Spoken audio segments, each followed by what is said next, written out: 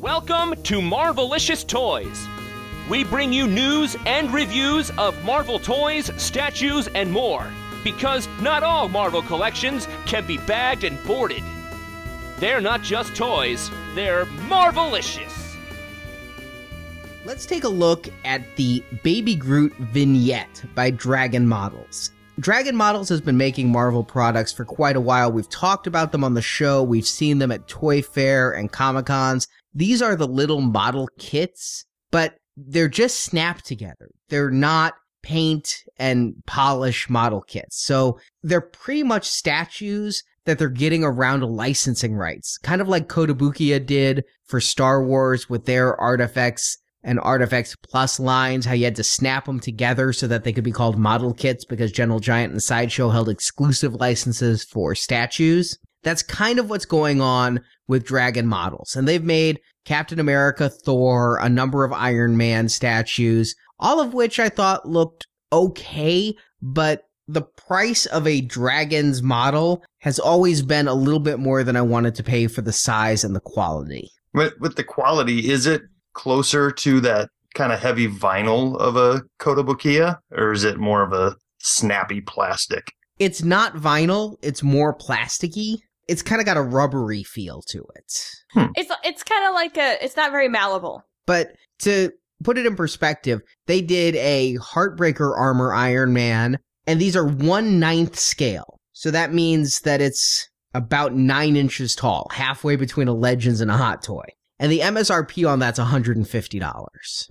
So the human faces I didn't think they did very good on, and I didn't feel like spending $150. But they got my money twice for this Baby Groot vignette. Is it because one was mine and one was yours? It was indeed. I had a feeling you'd want one for yourself, and so I got you one for Christmas, and I got me one for Christmas. That happens a lot. Great minds and all. Well, one thing this has going for it is 1-to-1 scale. So this is, to my knowledge, the only 1-to-1 scale Baby Groot that was made so far. The other thing is it was less expensive than most vignettes, but still pretty pricey. The MSRP is $80. I was able to get it for $70 at Amazon. This was $70? Yes. Wow. Does it feel $70 heavy? This does not feel like an $80 statue. Nope. This feels like 35. 35 is probably right. I was thinking 25, but I'm usually cheap. Now, being 1-to-1 scale, this is about 9 inches tall, counting the pot. And you always count the pot. Absolutely. I think that the sculpting on this is really well done. We previously talked about the Funko Pop Baby Groot, as well as the electronic dancing Baby Groot. Of all the Baby Groots, this one has the cutest face. It does. I think it's got the most realistic face. It's got the most human-y face for sure. Like there's something little sea monkey creepy going on in there. But Aww.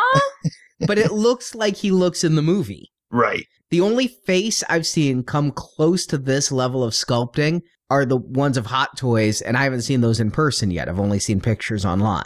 And this is the kind of smirking face, whereas Hot Toys is coming with the 3 different heads. I love the high gloss paint of the eyes that no matter what room you're in, even with dim light, it makes it look like his eyes are sparkling. They do. And, I keep him on my nightstand, which I guess that's weird. I don't know. And sometimes in the middle of the night, I wake up and his eyes sparkle with light just like coming through the shades or something. Overall, I have to give the paint on this an A+. The wash on the body, it just makes it look... I don't know that it looks like a tree because of the material, but it just has a lot of visual texture to it. And down in the base, it's supposed to look like dirt. Again, I don't know that this looks like dirt so much as gravel, but it has different colors, mostly black with some brown wash in there. I think that's the most realistic looking twig of all of them. Yeah.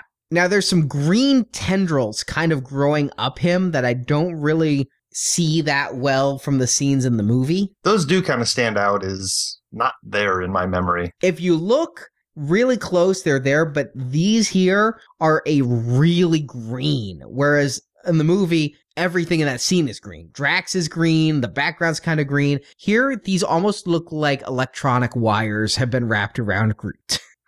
Yeah. The other thing where they really went to town on him is the danglies. He's got like these branches coming off his arms that at first I thought looked like weird armpit hair, and now I've decided are giant skin tags. No, it's his new branches. Yeah, I don't like either of those assessments. In the movie, he only had, from what I can tell, just a couple small ones. They really went out and added some poking twigs on the back and things, but it's a lot of nice sculpting to it. Now, at the top of this, you said this is a model kit. How model kit is this? I mean, are you talking the head is in 2 or 3 pieces and the arm is a bunch of pieces? Or is it like you pop the body into the pot and your model's finished? It's almost that simple. It was the base, which comes separate from the pot. Then you have the stick body, his arms, and his head. Okay. I had trouble with it because I'm a girl. I could not get his arms in right. Part of it was I was afraid to force it. Because, I mean, do you ever get that way, Justin, where you're just like, oh, I'm afraid I'm going to break it. I don't want to push too hard. Yeah, am I not getting this in there the right way? Yeah. Well, if it's anything like Kodo always has it so that it's notched out in a certain way where it only goes in one way. And that's how these were, too. I mean, the only question was which arm goes on which side, and then put stick in base and put base in pot, and you're built. It takes less than 2 minutes after you figure out which arm is which. Well, thumbs up, man. Thumbs are always up. One of his hands is a little malformed. It's kind of like in a weird pose where it was hard to tell what the thumb was. The other one, though, had a clear thumb that makes it easier. And again, they're notched a certain way and they fit really well. So everything above the pot, I like. I don't know that I like it $70, but I like. I feel really bad that you spent that and got me my own now. You liked it before you knew what it cost. I loved it, and I still do. I just feel bad. The pot, they really cheaped out on. It is this dull, bland, white plastic. Now, again, in the movie, there's nothing on it, but in the movie, it looked kind of ceramic. It had a texture to it. This just looks so boring plastic. It's unbelievable. And worse, I think there was a manufacturing error. That's the only reason I can guess. They sent a 1-inch foam insert that you have to put in there and then set Groot on. Otherwise, he sits way too deep in the pot. Oh. It was like, oh crap, he's sitting way too deep in the pot. What do? We're losing too much of him. What's cheap? Foam. Yeah. Well, at least you don't have to see the foam. You just know it's there. And the foam makes him really unstable, though. And it's easy to get one of his tripod legs to slip next to the foam, and then he's kind of falling around. If you carry this, he is rattling all over the place. He does not sit well.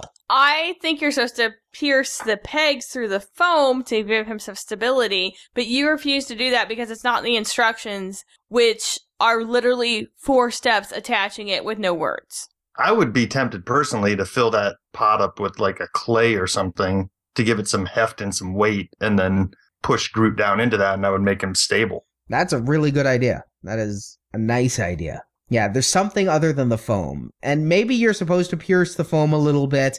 In the picture, it looks like he sits a little bit below the top of the pot, and with just setting him on the foam, he's at the top of the pot. But of all the movie-accurate Baby Groots, this one looks the best if you never touch it. You just put it on a shelf and never show anyone the foam under it and never let them see it rattle in there. It looks really good, but it's way overpriced. It's what I've always felt about these Dragon models, and now that I own one, I think that's definitely still the case. I've had it happen where I look at something in a con or at a store and I say that's overpriced, and I get it home and I'm like, but it's this and this and this. I didn't understand. This, I have it and I'm like, yep, paid too much. I like it. I like it a lot, but there's no way this is worth $70. No, that's way overpriced. Like I'd feel comfortable at 30, maybe 40 tops, but yeah, that's a bummer. I'm going to keep an eye out for something like this on clearance, but come on. Groot stuff is going to sell like hotcakes. The Dragon models seem to. I have gone to a number of conventions and seen booths selling Dragon models, and you can see them usually around 30 to 40% off. Rarely do you see them deep discounted. Right now on Amazon, there is a War Machine that never appeared gray War Machine that's 55% off. So if you play the long game, yeah, you might be able to get Groot around 40, 45. That I'd feel a lot more comfortable with. But I had a feeling we might argue over who owns Groot, so It was Christmas. You were worth it. Thank you. Groot wasn't, you were. Aw. You each got a Groot. You have feels. That's funny. Thanks for watching this video. You can see full episodes of Marvelicious Toys with more collecting news and reviews at marvelicioustoys.com. We also have thousands of toy and collectible photos in our photo gallery. If you enjoyed this video, please subscribe to our YouTube channel. Until next time, make mine Marvelicious.